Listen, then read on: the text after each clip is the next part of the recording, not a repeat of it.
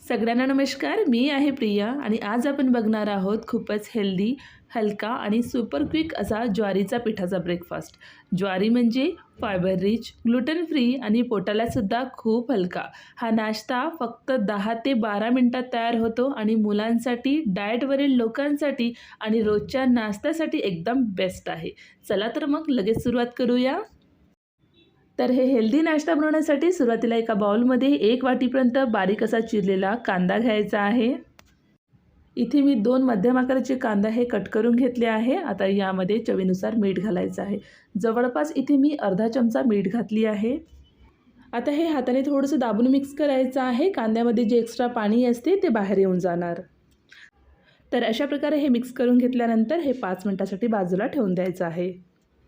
तोपर्यंत मिक्सरच्या जारमध्ये तिखट जितका लागतो त्यानुसार हिरवी मिरची, 1 इंच आले, 1 चमचा जिरे आणि कढीपत्त्याचे पाने घालून मिक्सरमधून जाडसर असं वाटून घ्यायचं आहे.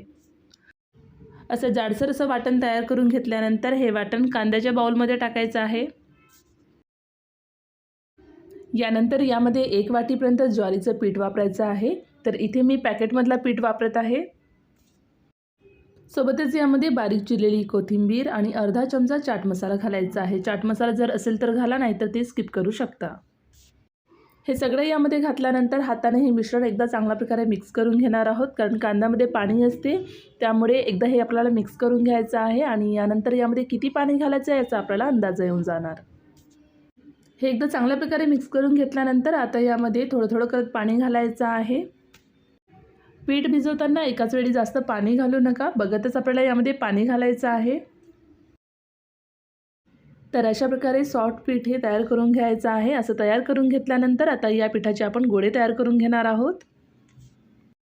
तर 1 वाटी पिठापासून इथे मध्यम आकाराचे 4 गोळे हे तयार झालेले आहेत. आता यामधून एक गोळा हे हातात घ्यायचा आहे आणि उरलेल्या गोळ्यावरती झाकण लावून ठेवून देऊ. आता हे थापून घेण्यासाठी इथे मी प्लास्टिक कवर वापरत आहे. याला थोडंसं तेल लावून घ्यायचं आहे. आता गोळा हे या प्लास्टिक कवरवरती ठेवायचा आहे आणि थोडंसं प्रेस करून एकसारखं असं याला आपण थापून घेणार आहोत. थापून घेताना जर कडे हे तुटत असेल तर हाताने जवळ करून घ्यायचं आहे. एकसारखं असं थापून घेणार आहोत. हे थापून घेताना आपण प्लास्टिक कवरचा वापर न करता रुमालावरती सुद्धा आपण हे तयार करून घेऊ शकतो. तर जितकं पातळ हवे त्यानुसार आपल्याला हे तयार करून घ्यायचं आहे. तर अशा प्रकारे थालीपीठ हे तयार करून घेतल्यानंतर आता गॅसवरती तवा ठेवायचा आहे. तवा हे मध्यम आचेवर गरम करून घेणार आहोत. तवा हे मध्यम गरम झाल्यावर यावरती थालीपीठ टाकायचं आहे आणि मध्यम आचेवर आपण हे भाजून घेणार आहोत. थालीपीठचा वरील भाग हे सुकल्यानंतर चमचेने हे आपण पलटवून घेणार आहोत आणि त्याची दुसरी बाजू देखील भाजून घेऊया. सुरुवातीला थालीपीठची दोन्ही बाजू हे चांगल्या प्रकारे भाजून घ्यायचं आहे आणि यानंतर यावरती तूप किंवा तेल सोडायचं आहे. इथे मी तुपाचा वापर करत आहे, त्यामुळे थालीपीठ हे खूपच चविष्ट बनून तयार होते. मध्यम आचेवर थालीपीठला दोन्ही बाजूंनी चांगल्या प्रकारे भाजून घ्यायचं आहे आणि यानंतर एका प्लेटमध्ये काढून घेऊ.